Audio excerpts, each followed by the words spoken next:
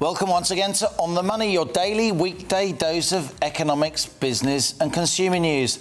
I'm Liam Halligan. I've recovered from yesterday's budget broadcasting marathon, and for the next 2 hours we'll be providing a breakdown of that budget after that Budget Day special on GB News yesterday. But first, it's the GB News headlines with Rosie Wright.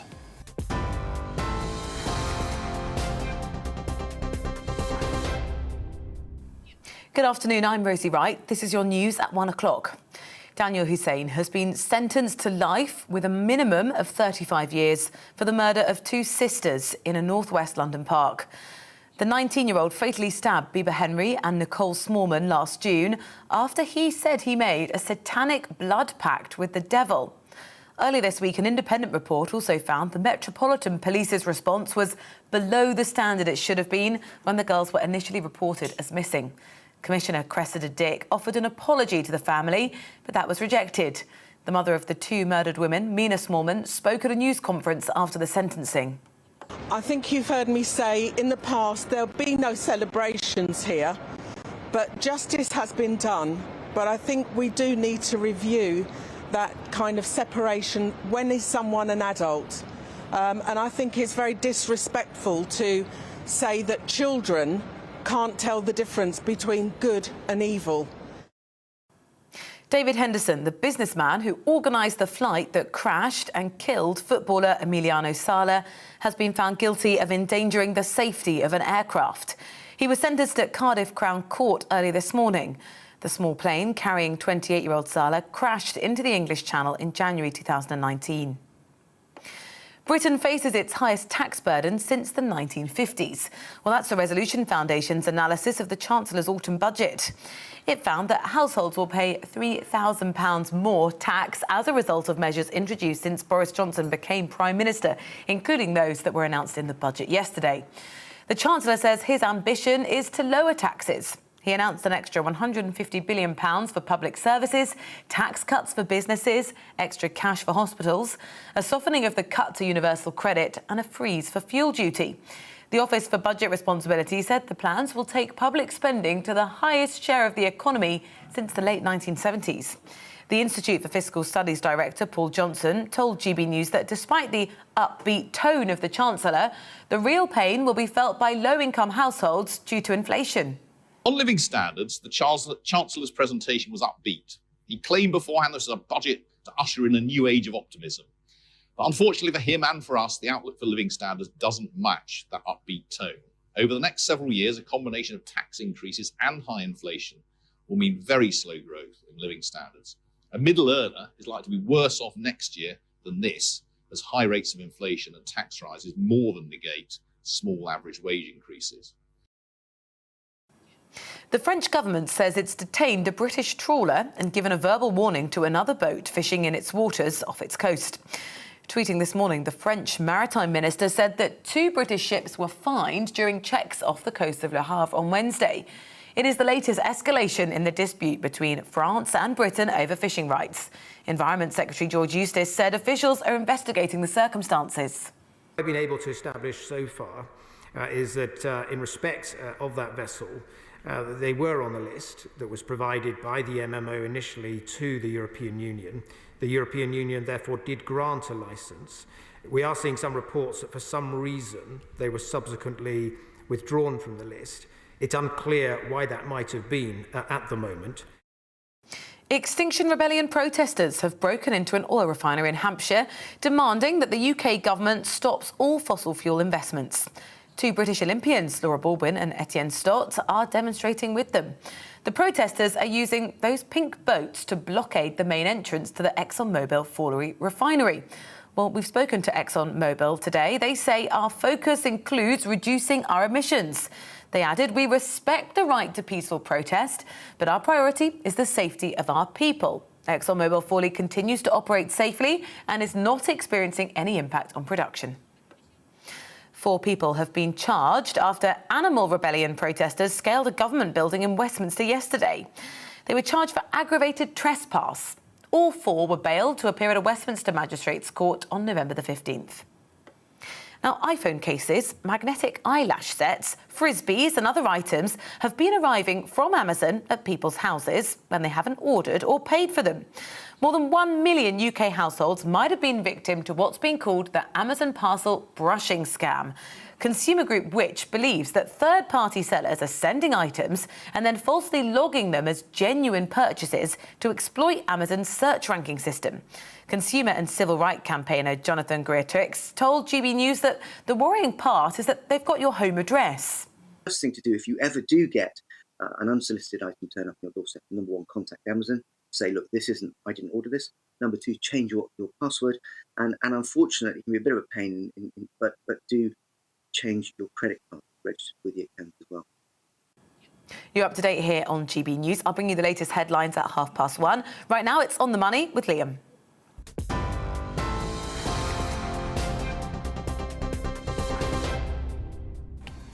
And this is On the Money. For the next hour, we'll be reading the runes of Rishi Sunak's third budget, drilling into the detail while also asking the bigger picture questions, such as, is this a budget former Labour Chancellor Gordon Brown could have delivered? And later in the show, we'll see another episode of our regular feature, Startup Britain. Today, we're talking to Christopher Curtis, the inventor of Prometheus, sometimes dubbed the board game of our era. As ever, I want your questions, opinions, suggestions. What should we be covering? What do you think of today's debate? Email us, gbviews@gbnews.uk or tweet @gbnews. We'll read out some of your emails and tweets later in the show, so stay with us. This is GB News. I'm Liam Halligan, and you're On the Money.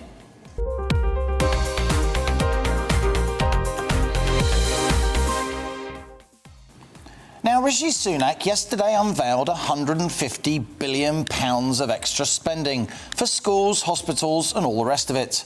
Practically every government department will see its coffers swell after the Chancellor's third budget. Confounding fears some ministries would see a funding squeeze, Sunak pledged government spending would rise 3.8% a year in real terms between now and the mid-2020s, up from the 2.5% annual increase envisaged back in March. As a result, government spending will rise to its highest sustained level since before Margaret Thatcher came to power in the late 1970s. And to pay for all that spending, while borrowing will rise, naturally, the overall tax burden, according to the Independent Office of Budget Responsibility, will hit its highest level since Clement Attlee's post-war government in the late 1940s. Do we want to live in a country where the response to everything is, what's the government going to do about it, said Sunak, as he rounded off his budget statement yesterday? Or do we recognise that government should have its limits, he asked, before asserting that government should have limits. But the trouble is, before the Chancellor delivered those lines, he'd spent the previous 40 minutes expanding the state to an extent not seen in this country for 70 years and more. Rishi Sunak contradicted the entire thrust of his budget with a few rhetorical flourishes as he prepared to retake his seat. Look, this is the harsh reality. 18 months of on-again, off-again anti-COVID restrictions have left Britain in a fiscal hole, as spending on furlough and other support measures soared, and our lockdown economy meanwhile struggled to generate cash. As a result, our public finances are in a mess.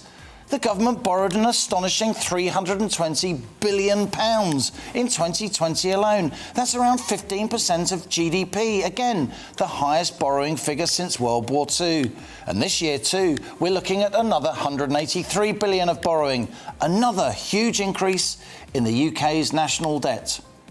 But now Rishi Sunak, egged on by a big spending Prime Minister, who perhaps sees economic management as an inconvenience rather than a duty, has conjured up yet more state largesse, as described by Paul Johnson, Director of the Institute of Fiscal Studies, a model of independence. This really is a big taxing, big spending government, said Paul Johnson. Sunak's plans are more similar to Gordon Brown's than George Osborne's. Another extremely credible analyst, Sir Robert Choate no less, who headed the Office of Budget Responsibility for a decade from 2010, has come to a similar conclusion. Again, Choate is a data-driven, independent economist, an impeccably apolitical figure. The Chancellor is planning for a large estate, said Sir Robert Choate. Hailed by some as the lone keeper of the Thatcherite flame in a cabinet of deficit-friendly populists, Sunak has chosen to repair the fiscal damage from the pandemic through tax increases rather than spending cuts. The Chancellor hopes to have tax rates falling by the end of the Parliament, but will his party have the patience to wait? Now, I've covered countless budgets over the last 25 years, and to my mind, this, dear viewers, is one of the riskiest. The only reason the Chancellor has made his sums add up on paper is because the official UK growth forecast for 2021 has been boosted from 4% back in March to 6.5% now, and with another 6% expansion assumed in 2022. It's that forecasted growth that generates the tax revenues that allow Sunak to fund yesterday's historically massive spending rises. But if that growth doesn't happen, or if inflation forces up interest rates, meaning the government spends ever more cash on debt financing, then our public finances will lurch even deeper into crisis. Full of spending rises then, barely a tax cut in sight, highly dependent on growth which may not happen. This budget was a very long way indeed from prudent. And that's why so many economists this lunchtime, to say nothing of the Tory backbenchers, who will one day help decide if Sunak ultimately succeeds Boris Johnson to lead his party, are now asking the same question. And it's this: was this really a Conservative budget?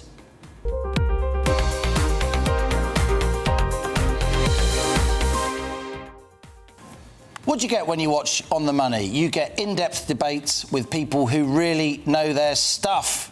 That's why I've got Jasmine Burton in the studio, On the Money regular, founder of MoneyMagpie.com. Jasmine was in the studios with us yesterday going through the budget entrails. She's here to provide more analysis. John Longworth, another familiar figure on the show, former head of the British Chambers of Commerce. And this one brings me particular pleasure because it's Mike Wilson, the business and finance commentator, ex-Sky News legend.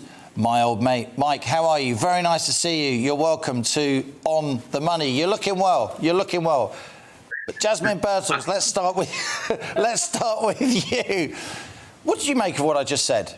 Well, yeah, I agree. I think this is exactly it. It was a very surprising budget and, frankly, a slightly worrying budget. It also, honestly, felt a bit light. I mean, it was one of those budgets where he was saying, I'm going to be cutting taxes, I'm going to be cutting taxes, and you're thinking, where, how? What? And you know, afterwards you think, no, really, he didn't. I mean, for example, when he said that we consumers will be saved money on petrol because he's not putting up the duty. Yeah.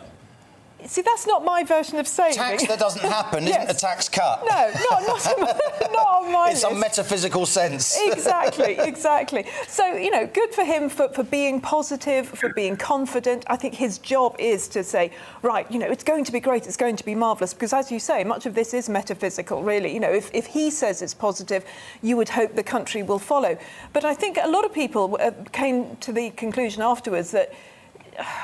Yeah. Really, that was kind of what I was thinking at the end of it. John, I haven't spoken to you since the budget statement, but I'm keen to hear your views. I saw some writing from you yesterday that you feel that real prosperity is generated by wealth creation rather than welfare. Do you think Rishi Sunak's forgotten that?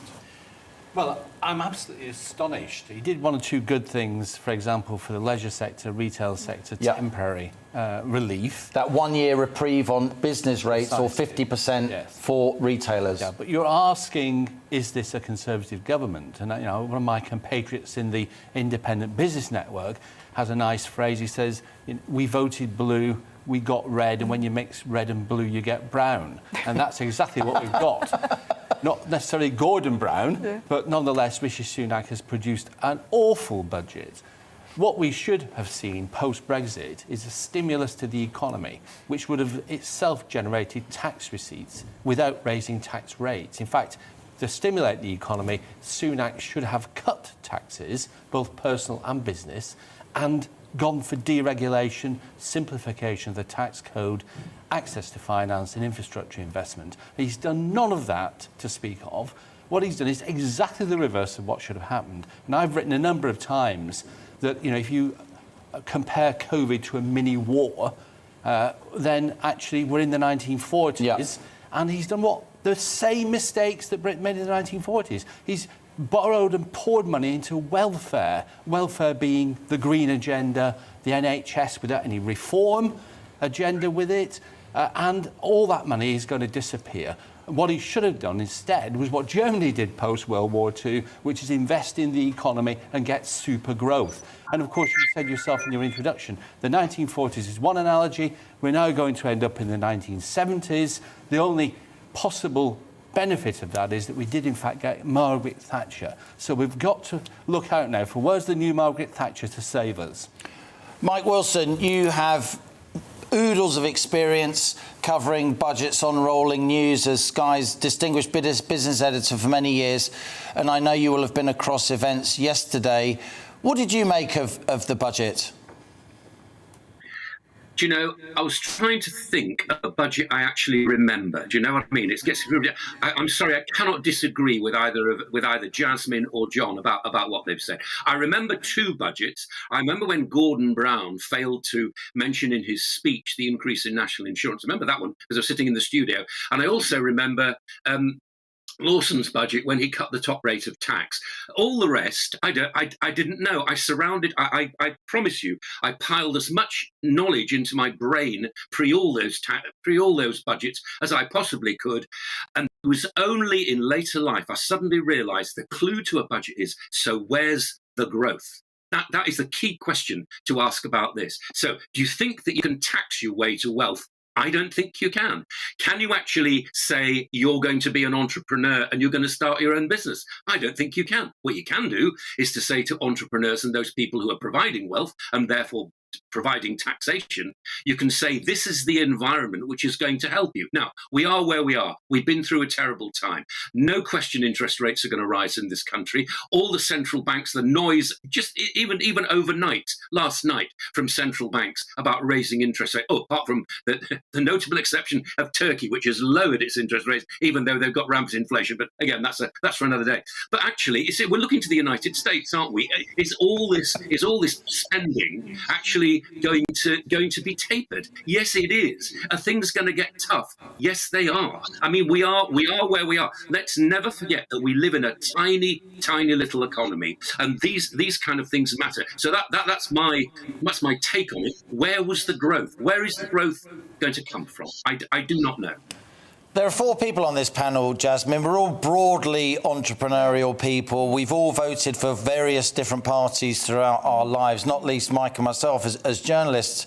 And we're all sitting here wondering, are we entering a winter of discontent? Is the economy stalled? Is there going to be a proper slowdown? And yet the Chancellor is betting the ranch on a big increase in growth this year, and 6% growth sustained into next year. So I can't remember a time, let alone when we've got the spectre of another lockdown and a global slowdown hanging over us, when the economy's grown at 6% plus 2 years in a row. No, and the answer to so many questions to do with the economy seems to be, oh, they'll just print more money. I mean, it's definitely the case in America. Anything that you've got, we'll just print some more money. And I suspect that might be in Sunak's mind. Well, if it all goes wrong, we'd just print some more money, kick it down the road. And that's what concerns me, because, yes, I think we are at least partly facing a winter of discontent. As Mike said, we've definitely got the spectre of inflation, and the interest rates are likely to rise, which will affect borrowers. It won't affect savers, because you know what it's like. Interest rates go up. Maybe 6 months down the line, savings accounts might. Yeah, the banks aren't quick to raise savings rates, are they? No, absolutely. So they're quick to pass on the cuts, though, aren't they? Exactly. And as you say, we've got the spectre of a lockdown. You do have people spending more. There's certainly an uptick, but there are also a lot of people who are very worried, both consumers and businesses, and they're not spending in the way that they might have been doing, say, this time 2 years ago. So, I do think, as you say, it's a risky budget. And the idea that you can just go, oh, well, we're going to have 6.5% growth. Well, I could say, end of 2022, I'm going to be a supermodel. Who's to say? I could say anything. Could happen. Could happen. Could happen. If it doesn't, who's going to remember that I said it, frankly, you know? And that is kind of the way it On that bombshell, Jasmine Burton, hold that thought. You're watching On the Money with me, Liam Halligan. We're going to carry on this discussion with Jasmine, with John Longworth, with Mike Wilson after the break, talking about Rishi Sunak's budget. Is he really a Conservative? Your emails are flooding in. We'll read out some of those, so stay with us. You're On the Money. Hello again. Exceptional amounts of rain have fallen across Cumbria during the last 24 hours, and there'll be further heavy rain in places through the rest of today with the risk of flooding. Elsewhere, there will be some dry weather about in the southeast and to the northwest away from this weather front. And it'll be very mild. These southwesterly winds are bringing very mild air, but also bringing a lot of moisture. That moisture now being dumped across parts of southern Scotland, northern England, Wales, and increasingly through the rest of today, parts of the southwest. But the main focus for the time being remains on Cumbria, where an amber warning is still in force because of the risk of an additional 50 to 100 millimetres of rainfall on top of the in excess of 300 millimetres that some western fells have already seen. Risk of flooding here. Also further rain to come for parts of southern and eastern Scotland, and increasingly through the rest of the day, Wales and the southwest will see heavy rain set in, but it's drier towards the east of England, as well as for northern and western parts of Scotland and Northern Ireland. A few showers here, some brighter spells through the day, clear spells overnight. But through the night, these outbreaks of rain become more showery and they become more extensive across parts of England, Wales, Scotland. A mild night to come, so not a cold start to the day tomorrow, but a wet start in places. Further heavy rain coming through. It does ease for a time across northern England before another spell pushes into southwest Scotland and showers return for much of England as well as Wales during the afternoon. But eventually something a little drier and brighter appears into Northern Ireland and West Wales as well as Cornwall and Devon. And it's another mild day to come, but it is going to turn colder from the west through Friday and into the weekend. The last of the rain pulling away from northeast Scotland, eastern England on Friday evening. But further showers head in for Friday night across parts of Northern Ireland, Wales and the southwest. And that means that the weekend will remain highly changeable with further rain or showers, strong winds at times as well, and it will turn colder.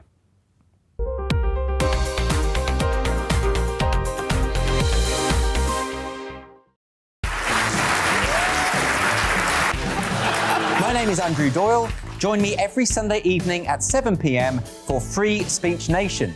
This is a show where we address current affairs and news stories of the week with the help of two wonderful comedian panellists. I brought in comics because I want to give it a lighter edge, and also they work for less. See you there.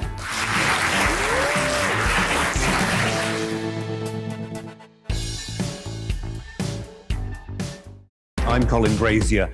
I've reported from more than 70 countries around the world, covered wars from Afghanistan to Iraq, from Lebanon to the Balkans. I'm trying to bring that experience, that feel for events, to the studio.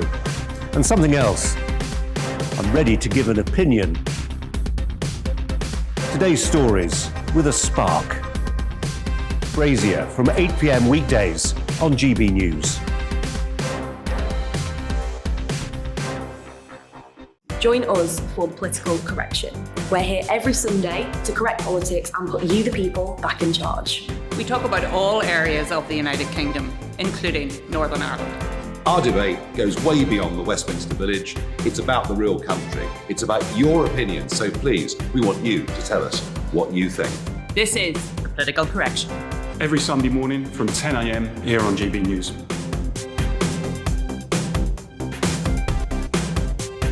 Hi, I'm Patrick Christie's. And I'm Mercy Moroki. And we're hosting a show right here on GB News, 9:30am till 12pm, every single weekday. Call to the point. We're going to be talking about all the big issues that matter to you at home in Britain. Absolutely, whether it's holding politicians to account, discussing what's taking place in the channel, banging on about law and order, we're not afraid to do the absolute lot of it. Yes, and if you're thinking it, you can guarantee that we'll be saying it. Make sure you're here 9:30am till 12pm, every single weekday, right here on GB News, for To the Point.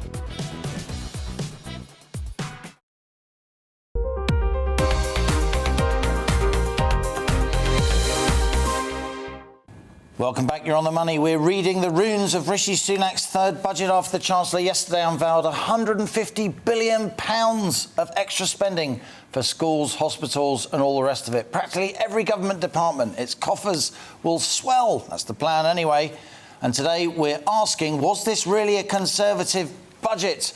John Longworth, let's come to you. We were talking about the 1940s earlier because government spending is hitting its highest levels since Clement Attlee's post-war budget. The thing about post-war Britain, I've read a lot of the history, and I'm sure you have too, it's fascinating.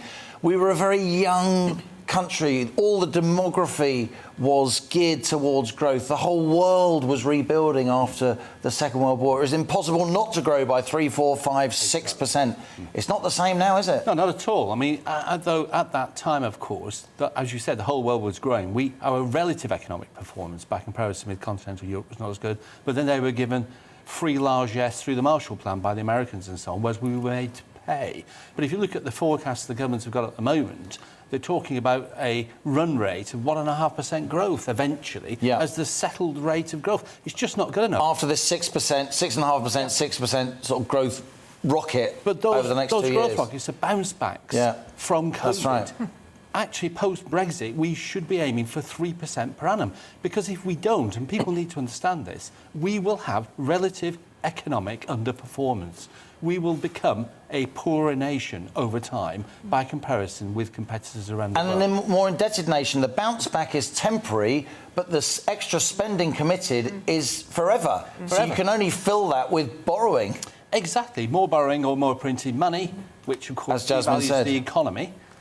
So we've got to actually get real about this. And it's astonishingly disappointing that the government have decided to buy votes for the short term and to virtue signal by spending all this money rather than looking for the long-term health of the economy. And I remember when I was on the campaign committee for Brexit with Boris, he was the sort of person who didn't really have a lot of interest in the economy. I said he saw economic management as an inconvenience rather than a duty. Do you think that's fair? I think he definitely didn't think he was there for economic management. He was there to be a great leader.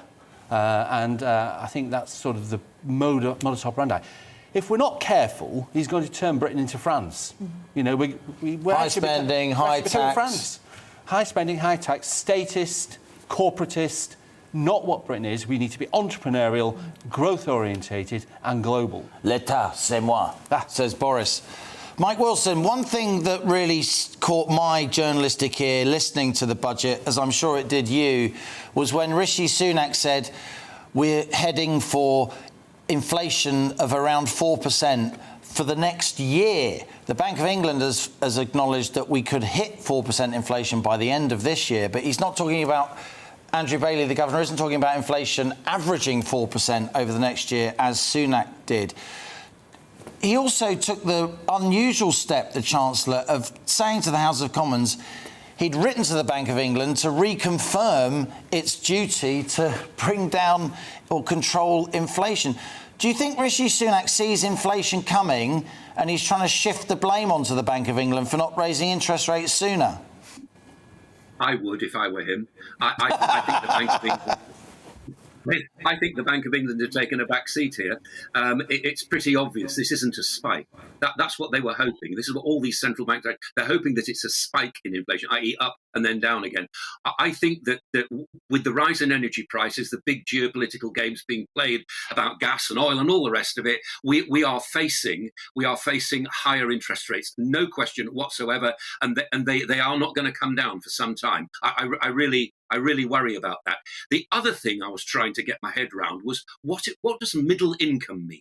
Because I just don't know. I've got no idea what is a middle income. Is it a median income? Is it half, the not a billionaire but not out on the streets kind of income? I just don't know. But these are the people. Now, again, I'm not a psephologist. I don't know a great deal about politics. But all I know is that once you start to squeeze people who are actually in what I imagine in middle income kind of positions, sort of professionals, maybe people with their own businesses, not earning a huge amount of money, but earning enough to be comfortable. I think you're on very, very dangerous ground. So I fear that you've talked about the growth and all the rest of it. That ongoing run rate of 1.2% is nothing. I mean, we still haven't seen how China's going to redevelop itself yet. I mean, I don't think Russia will, but China, and what's going to happen in the United States as well? I feel as though we're going to be left behind as a bit of a backwater, unless, and I know you occasionally attack this subject in your column, which is very, very important.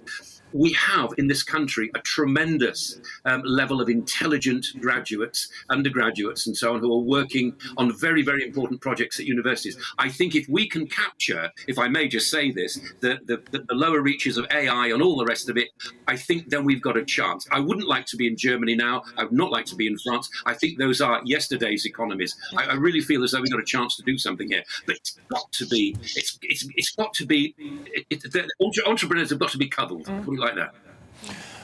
Mike characteristically captures something there, doesn't we? All believe, all four of us, we are an entrepreneurial, dynamic, potentially not world-beating, but world-class economy. For your day job, when you're not in the studio with me, you run moneymagpie.com, your personal finance website. The people that read your website, they're often entrepreneurs, they're often small business leaders. What's in it for them? Well, exactly. That's what I'm wondering. Because, you know, okay, this is a spending budget. Who's it spending on? Because it's not spending on me. It's the people who are going to be paying for this are the consumers, the investors, the business people, the small business people. Because, I mean, for example, the lift in the living wage, which is a very good thing. I do think actually... From $8.91 to $9.50 an hour. Absolutely. And I think that needs to be actually probably even more. But it's going to be businesses that pay that. Yeah. It's not the government that's going to be paying it. So I think, you know, it's fine to spend if in terms of letting us as individuals and as individual entrepreneurs have more money, have more freedom to build. Because we are the energy, we are the backbone, really, of the country's economy. It's the small businesses that do it. So we need the impetus. As it happens, we've been squashed, and we're looking at being squashed for the next 3 years or so because of fiscal drag. The growth that the Chancellor's depending on John Longworth to make his sums add up and to get us out of this post-pandemic fiscal hole. It depends on retail spending, yes, but in the end it depends on wealth creation, which depends on business. Yep. As Jasmine was just saying there, this is not an easy time for business. We've got a corporation tax hike coming in 2023, 19 to 25%. Very little relief on business rates. It's those business rates which often hammer the small and medium-sized businesses. This certainly wasn't a budget for business. Was it an anti-business budget? Yeah, it was an anti-business budget. I chair the Independent Business Network, family-owned and or run businesses. They're absolutely gasping to have tax cuts, to have deregulation, lift the burden. Do you know, nobody's mentioned deregulation in government at all since leaving the EU 2.5 years ago, basically. It's just disappeared off the agenda. That's getting rid of the red tape that's expensive. Freeing people up. Getting rid of the bureaucracy that's unnecessary. Cutting corporation tax. Actually, corporation tax should have been eliminated over a period of time. Instead, they put corporation tax up. British businesses pay corporation tax. Foreign businesses avoid corporation tax. Multinationals avoid corporation tax. It's a tax on British business. And Sunak's put it up. It's ridiculous.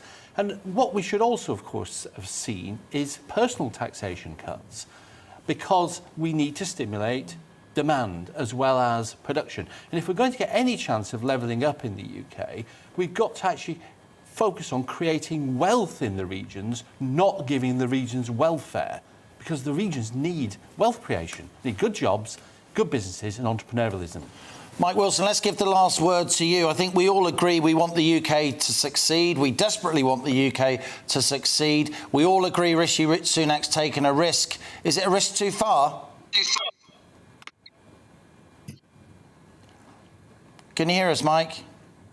I'm back. I'm really sorry about that. Is it a risk too far for Rishi? Look, forgive me. I think it was a partridge that flew into the dish.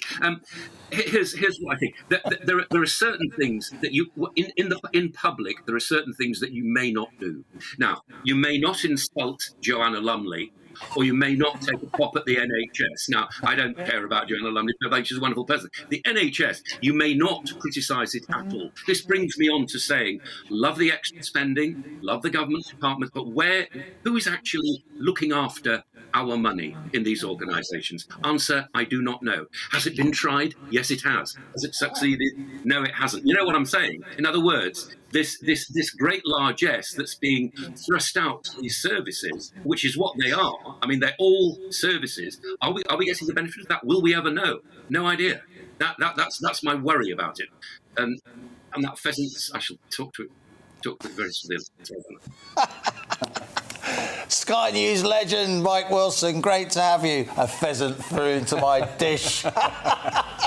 Good to talk to you, Mike. Jasmine Burton, as ever, moneymagpie.com, and of course, John Longworth, a fabulous panel. You're watching On the Money with me, Liam Halligan. After the break, we'll be doing Startup Britain again, an interview with Christopher Curtis, the popular board game inventor, played in countries across the world. That's Prometheus, and even at number 10 Downing Street, it goes down a storm. But before that, here's your GB News update with Rosie Wright.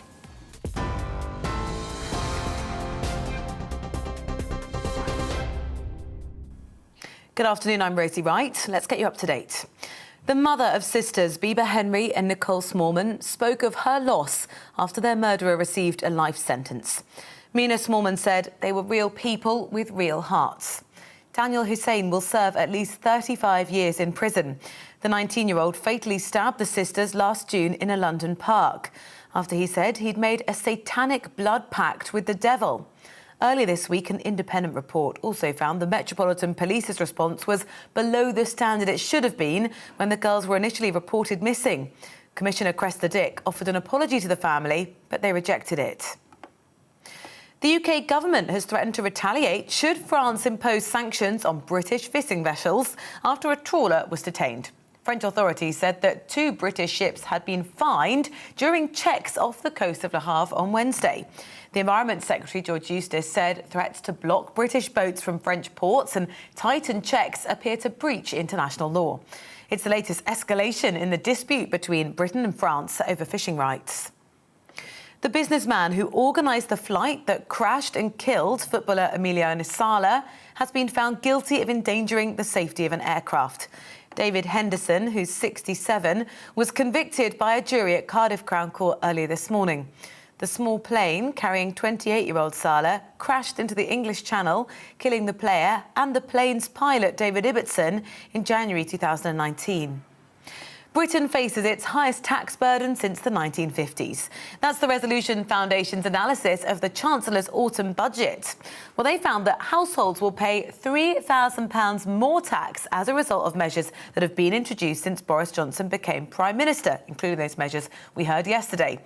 The Chancellor says his ambition is to lower taxes. He announced an extra £150 billion for public services, tax cuts for businesses, extra cash for hospitals, a softening of the cut to universal credit and a freeze for fuel duty. The Office for Budget Responsibility said the plans will take public spending to the highest share of the economy since the late 1970s. I'll have more on all of today's top stories at 2 o'clock, but for now, back to Liam.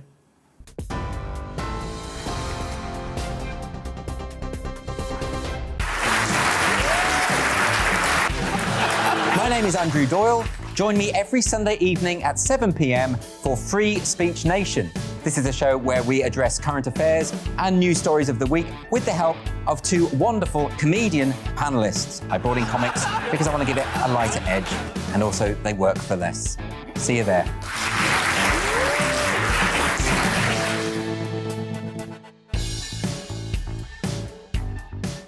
I'm Colin Brazier.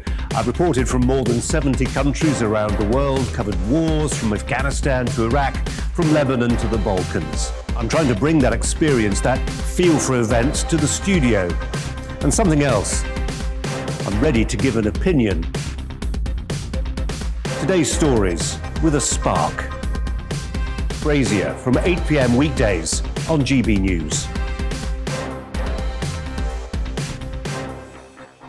Join us for the political correction. We're here every Sunday to correct politics and put you, the people, back in charge. We talk about all areas of the United Kingdom, including Northern Ireland. Our debate goes way beyond the Westminster Village. It's about the real country. It's about your opinion. So please, we want you to tell us what you think. This is the political correction. Every Sunday morning from 10 a.m. here on GB News.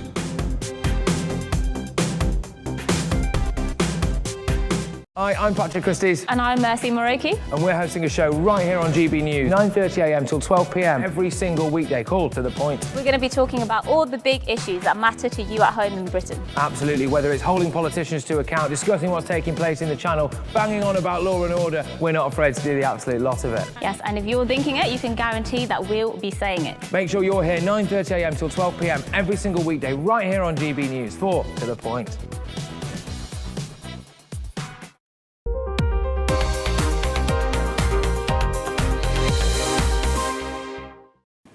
Welcome back, you're on the money. Your emails are flooding in. Was that really a Conservative budget by Rishi Sunak? Lots of different views and opinions and suggestions coming from our GB News viewers. GB Views at gbnews.uk, tweet at GB News. We'll be reading out some of your opinions later in the show. Now, the Tees Valley Mayor Ben Houchen has today officially launched the Teesside Freeport after Chancellor Rishi Sunak gave the measure the final green light in yesterday's budget. This follows news of a Saudi investment of £850 million on Teesside, which will allow production to restart at the SABIC chemical plant in Wilton. Our reporter Rachel Sweeney tells us more about a part of the UK that's fast becoming a global leader in both business and the green revolution. Yes, a huge announcement here on Teesside. Another huge announcement.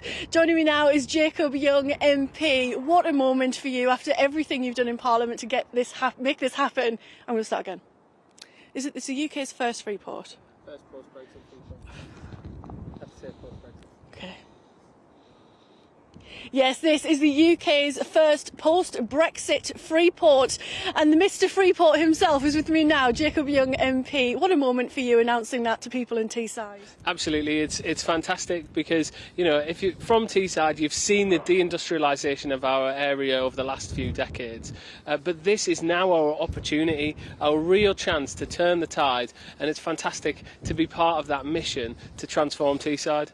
It was interesting when you were talking about the steel plant, and when that closed, it was a real heartbreaking time for our region, and they've gone from being steel makers to leaders in the green revolution. I mean, fantastic.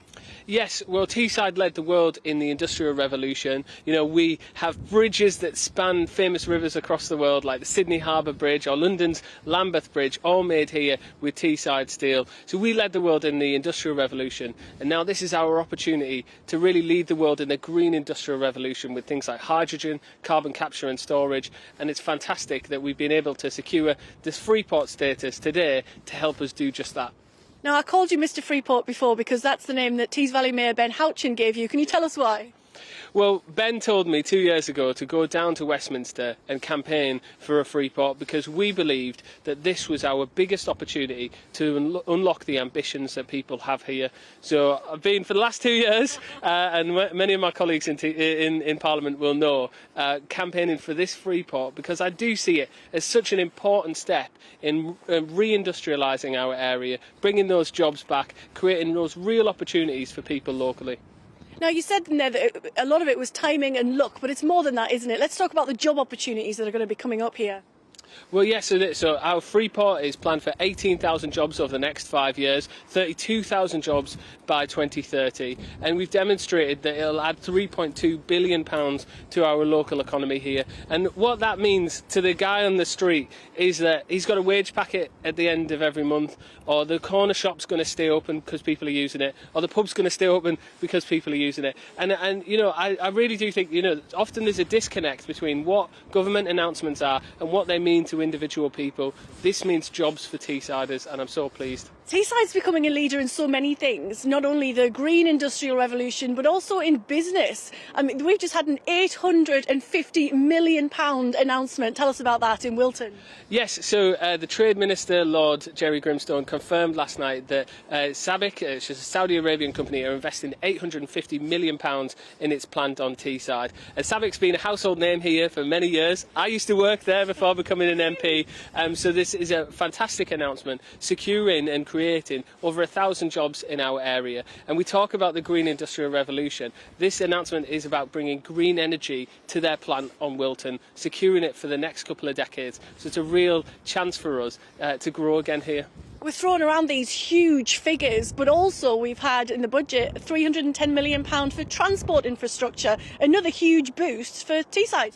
Well, exactly, and I think that this is how it all comes together, really. You've got the transport announcement that you've just mentioned there, government investing in Teesside. You've got the UK Infrastructure Bank confirming its first investment right here again in Teesside, £107 million for a new quay at South Bank. And alongside that, you've got the private investment of £850 million from SABIC on Wilton. So I think it shows that, you know, if government makes the area available for businesses, if government provides that framework for businesses to come and invest, you know, we can more than double that investment with things like SABIC's announcement right here. Well, I mean, the Teesside Freeport is going to attract businesses from around the world. There are already global leaders here, and there will be more to come. What is next? What is the timescale? Well, I think, you know, we've got a plan for the next 5 years to create these 18,000 jobs, and already we've announced 2,500 jobs with GE's new wind turbine facility coming to Teesside. And one of the reasons that they came here, it was in their heads of terms as to why they wanted to come to Teesside, was because of our Teesside Freeport, which just shows the demonstrable power that having this brand can bring to a region like ours. So we've got GE, we're in talks with a whole host of other people, and we really want to, you know, as I say, build those jobs for the future. Finally, the huge part of it is the people here, isn't it? I mean, the resilience of people in this area is incredible. After everything they've been through with the steelworks, you said in the announcement, people have come together to make this happen. Tell us more about that. Well, I think, you know, 6 years ago, last month, was when the light went out at the Redcar blast furnace, and that really felt like a crushing moment for anyone on Teesside. You know, the single biggest event of deindustrialisation here in recent memory, and we all came together and said, this isn't going to be the end of our story. You know, we want to transform the future of Teesside, and we've done that through the new Teesworks site, you know, that took over the former steelworks site, and we're completely regenerating the area, bringing those new industries here, bringing those jobs here. And that's, I think, is the story of Teesside, you know, that we rebuild, you know, that we get knocked down, but that we get back up again. And that's what I want us to do through the Teesside Freeport and through the whole host of other schemes that we're doing to try and transform this area. That is absolutely the story of Teesside, and I'm really proud to be telling you it on GB News. From steelmakers to leaders in the green industrial revolution. Fantastic news from the northeast of England. Northeast reporter Rachel Sweeney there. And now it's time for On the Money's new strand, Startup Britain, where we showcase some of the most successful and unique startups across the UK right now and ask the leaders of those companies how they did it. Now, Christopher Curtis is from Somerset, and he's the inventor of the Prometheus board game. It's a game which is on target to become a Christmas must.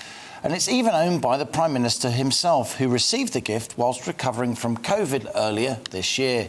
Since launching, this new game has become popular in schools across the country and will soon be available to buy on Amazon. Well, welcome to the On the Money studio to Christopher Curtis. Thank you. Good afternoon. Very good to see you. It looks an object of beauty. It looks to me like a kind of futuristic version of chess. Yes, is it a bit like chess? Yes, but we feel it's more fun than chess. It's easier to learn than chess. It's quicker. Each game lasts 10 to 15 minutes. And this particular set has been manufactured in a zinc alloy with an So this is a sort of deluxe version? That's the deluxe version, yeah. And my journey with Prometheus as an entrepreneur began about 9 years ago, fortuitously, by meeting some really amazing people. Initially, when I was working at Frome Community College, a fantastic college in Somerset, we had £1 million build for a lovely building. Yeah. There was going to be drama and mathematics. So I just went home and I typed in maths plus drama and the internet. Yeah. And it took me to some gorgeous sculptures at the University of Bangor. OK. I contacted Professor Ronnie Brown there, and he said, oh, my goodness, John Robinson's sculptures, John Robinson lives only 20 minutes from you. So we made contact and became great friends. And I think everything changed when I was walking up the staircase at John's studio in Garhampton, and just something shiny caught my eye. And it was a beautiful sculpture, the Prometheus sculpture. And I said to John, would you would you be able to manufacture that 5 feet tall for the new building? Because I knew that everything's falling into place. He said, I'd be delighted to. It's obviously, it's a very beautiful object. There's sort of pyramids and cubes. Looks futuristic, as I say. But it's not just about how it looks, it's about how the game is played. And I believe you became the head of maths at school, aged 25 or something, and you've spent much of your life, till about 10 years ago, as a full-time maths teacher. So you obviously love numbers and patterns in data and ways of thinking. About learning generally. And has your mathematical inclination and obvious affection for maths, you've been teaching it for decades, does that feed into this game? Is it a mathematical game? Yes, I think it is, but I think what's so beautiful about the game is it's also creative and artistic. And I'm just so proud. When I wake up in the morning, I think, oh my goodness, with all the people that I've met and all the fantastic people that have helped me to get to this level as an entrepreneur, that it's a combination of where maths meets art, meets drama. And so what I'm trying to do is to make maths less scary, make it more elegant, make it more enjoyable. And I think with Prometheus, what's so exciting is that girls love the game as much as boys. And the games are quicker, and you don't feel crushed when you lose the game of Prometheus. Because you can have another one quickly. Have another quick game. But like, would you say it's more drafts than chess, or more backgammon than chess? Backgammon is a game I love playing because I find I can play. When my kids were quite young, they won't want to sit down with Dad and play a game of chess, but they'll have a game of backgammon. And about the age of when my son was about 7, 8, 9. I mean, he didn't really fully understand probability and fractions, but he understood chance. Yeah. And backgammon is obviously a game of probabilities. You got the fun of the roll of the dice, which is chance, but it's also strategy, isn't it? And I found that he loved that aspect of that. Is there the same kind of thing going on here? Yes, I think there is. And I think this was taken some postgraduate students at the University of Bath, and they've said there's a lovely blend of chaos and strategy in the game. But it's so delightfully simple that children from 7 years of age and upwards can instantly learn the game in 5 minutes. And they love it. And a lot of schools across the UK are now running Prometheus clubs alongside the chess club. And I feel so particularly blessed by this because we've all been through such a difficult 20 months. And I'm so passionate about education generally. I see this as Prometheus as almost like a little ray of light in what has been a really difficult 20 months. I agree with you. For just my own family, friendship groups and so on, during lockdown, people did take solace in board games, didn't they? They did. Because it was simple and straightforward. It got people out of their rooms, off their screens, together as a family, as a group of friends, of course, when lockdown rules allowed groups of friends to come together. So you've sold quite a few of these already, but you're about to launch this on Amazon and other online retailers. This deluxe version, this looks really quite expensive, if I may say so. How much would this retail for? So this would retail for about £199. That's quite a lot. Is there a cheaper version around? There is. There's another set for £245, but the cheaper version is £34 available. OK, that's not bad. Today. That's, you know, it's quite a lot of money, but it's within the scope for most families if they wanted to buy it for a friend. Indeed. As a Christmas gift. Indeed. And what I think where we had a huge stroke of luck is when Carter Monday, who bought out Hasbro, offered to manufacture Prometheus. Yeah. Big toy maker. Yeah, and their Waterford plant in Ireland. Yeah. And I think when I first met the sculptor John Robinson, who was inspirational, he then introduced me to Richard Stone, who manufactured the sculpture. We've become business partners. Okay. And I think my story is, and I say this to all your viewers, that if you have a dream in life, then you've got to keep going and never, never, never give up on your dream. And this literally came to you in a dream, didn't it? You'd been surrounded by this wonderful architecture, the chance meeting, the sculptor who you knew of, but then you sought out and discovered, and it all came together in this. I mean, we Brits, we're quite good at all this kind of inventing games thing, aren't we? We invented football, the Italians say they invented it. We had a big hand in inventing football, cricket, a lot of the games that are played around the world. Are we also a big inventor of board games? Yes, we are. I mean, I've always said that even though we're going through such a difficult time, there is a spirit in this country, and I love this country, and I love, despite all the problems, despite all the challenges we face on a day-by-day basis. I think this is an amazing country full of really talented people. And I think one of the things I've realised through my journey of Prometheus is how hard-working the manufacturing industries are. And sometimes they get forgotten. I mean, MRT castings worked through the night to get the zinc alloy pieces ready because their demands were needed with COVID to make hospital parts, for example. Christopher, we wish you best of luck with your business. Do stay in touch. I'd like to keep track of what you're doing. But just in the last few moments that we've got with you, I want to ask you a direct question. There'll be lots of kids at home and mums and dads and so on. What's your advice to kids who are facing GCSE maths? Because they'll be revising for their mocks now, won't they? As a maths teacher who obviously loves the subject. Yeah. I would just say at the end of the day, we can just do our best. And to say, follow your dreams, wherever your dream can be patient, be determined, keep your hopes and dreams alive. And with the COVID situation, one day we're going to look back and we're going to be so proud that we all got through it with the help and support of our amazing family and friends. And I think I would just say, keep doing your best. It is hard times. I think with exam stress, it's just something they have to go through. But I think ultimately, and I've learnt this through John and through Richard, and also working with my PR marketing company at Whitver Wilson, who did an amazing job, I would just say, enjoy your learning. Enjoy the journey along the way, because education is not just about exams and qualifications. It's this whole idea about a passion for learning, and I'm still learning.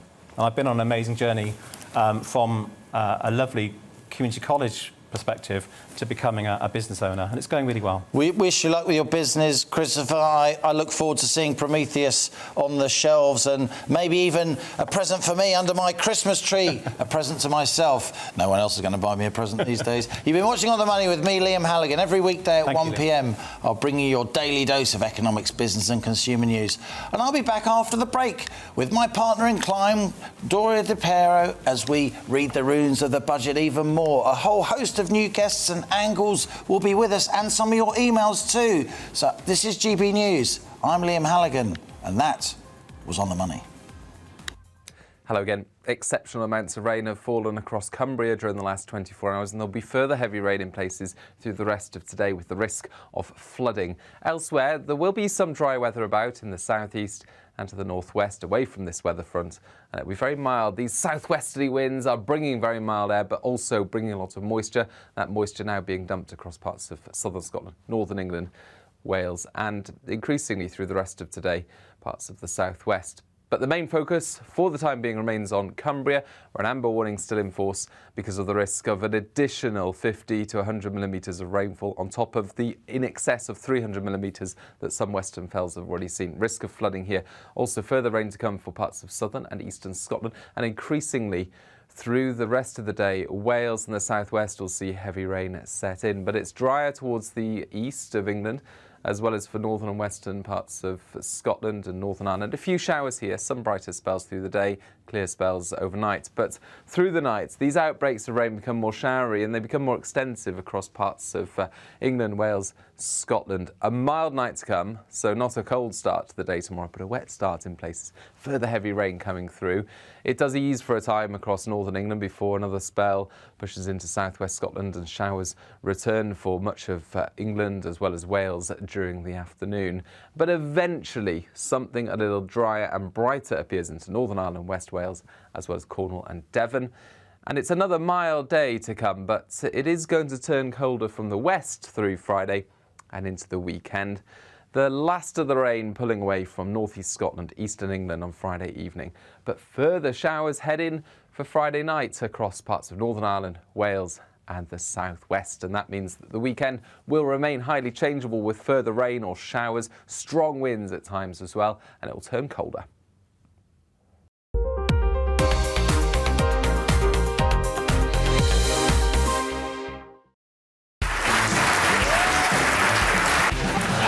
My name is Andrew Doyle. Join me every Sunday evening at 7 p.m. for Free Speech Nation.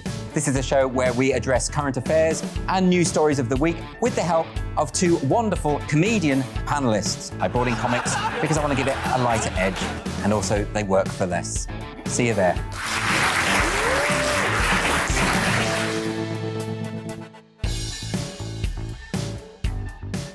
I'm Colin Brazier. I've reported from more than 70 countries around the world, covered wars from Afghanistan to Iraq, from Lebanon to the Balkans. I'm trying to bring that experience, that feel for events, to the studio. And something else, I'm ready to give an opinion. Today's stories with a spark.